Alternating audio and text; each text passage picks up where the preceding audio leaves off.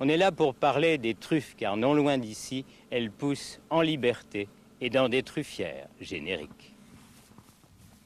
Samedi, c'est l'ouverture officielle du cavage de la truffe, disons la récolte pour les moins initiés. En Côte d'Or, on compte 150 hectares de truffières exploitées par des particuliers. Une population à la recherche de ses racines, de loisirs et d'un complément de ressources. Mais qu'en est-il de la truffe aujourd'hui? Un champignon rare et convoité dont le développement et le monde qui l'entoure demeurent secrets et encore à découvrir. L'association de la truffe côte-d'orienne œuvre justement en ce sens, mettre en lumière et professionnaliser la plantation truffière. Un retard à rattraper par rapport à d'autres régions et pays européens qui, eux, ont déjà commencé à faire la lumière. Bonsoir Françoise Lavier, vous êtes la présidente de l'association de la truffe côte-d'orienne. Mais oui, monsieur. Alors déjà, un mot à combien 48 heures maintenant de l'ouverture de la récolte des truffes en France, c'est ça? Alors qu'est-ce que c'est? C'est une joie mais teintée un peu d'appréhension, de crainte, pourquoi?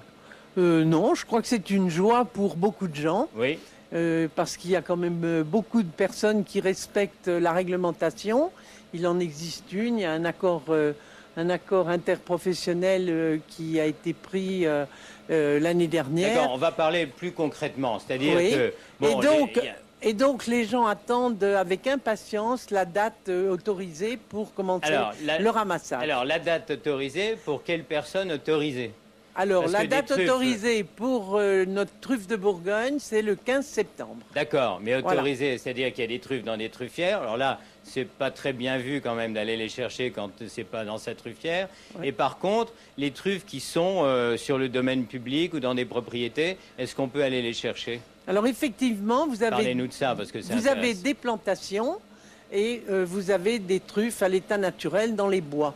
Alors les bois appartiennent soit à des propriétaires forestiers privés, soit au domaine public, c'est-à-dire l'ONF, les forêts domaniales, les forêts communales, alors ça veut dire concrètement, alors en principe, n'importe qui peut samedi, à partir de samedi, aller chercher des truffes où?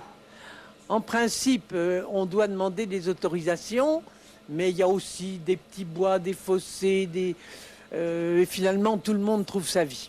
Ça veut dire des petits bois, des fossés, que les truffes, on les trouve un peu partout? Un petit peu partout. Elle aime beaucoup les endroits très caillouteux. Donc, ceux qui aiment la campagne, qui la connaissent, arrivent toujours à trouver des petits coins pour découvrir la truffe. Alors, rapidement dit, parce que vous savez que c'est rapide, comment vous êtes retrouvée présidente d'association, mais surtout, comment vous avez découvert la truffe? Vous n'êtes pas née... Non, je me suis retrouvée présidente sans l'avoir cherchée. D'accord. Mais je me suis intéressée à la truffe depuis 1974, et date à laquelle le premier syndicat dont je me suis occupée a été créé. Et puis, il y a eu différents présidents. D'accord, finalement, vous êtes retrouvée embringuée dans un monde que vous adorez. Exactement. Et que vous souhaitez justement nous faire découvrir, parce qu'on n'en parle pas toujours dans la lumière, quoi. Non, c'est toujours un petit peu mystérieux. Pourquoi? Parce que ça coûte très cher et que... Les gens sont très jaloux des endroits où ils trouvent de la truffe. Et puis c'est un produit qui effectivement est cher et qui n'est pas toujours facile à trouver, à découvrir. C'est vrai que la truffe a un côté mystérieux par elle-même dans sa, comment dirais-je, dans son côté spécifique, unique, quoi. Voilà. D'accord. Oui, alors, pourquoi quand même une association? Parce que il y a beaucoup de gens chez vous. Alors, c'est une association parce que nous avons pris le relais du dernier syndicat des producteurs de truffes. D'accord. Et que la fédération... on veut définir son rôle le plus important, c'est quoi qu'on comprenne? Nous sommes le syndicat départemental des producteurs de truffes de la Côte d'Or. Nous faisons la promotion de la truffe, nous aidons les planteurs et nous travaillons en étroite collaboration avec les chercheurs. Alors, ça veut dire que vous avez un soutien des partenaires au niveau régional, international? Oui. Puis nous avons la Fédération nationale déjà comme partenaire. Et puis nous avons les chercheurs surtout. Et évidemment les pouvoirs publics qui petit à petit s'intéressent à la trufficulture. Quand vous dites que vous souhaitez faire la lumière, c'est de quelle façon? Un exemple?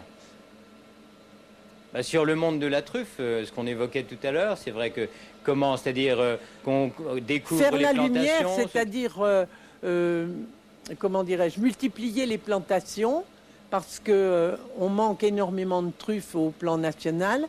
On les importe pour beaucoup. Malheureusement, on importe de la truffe de Chine, qui n'a pas une valeur gustative intéressante. Qui est plus jaune. Voilà, non, c'est pas ça, Non. mais elle n'a pas de valeur gustative. Et donc, on a intérêt à planter des truffes, étant donné que les pépiniéristes améliorent sans cesse la qualité des plants.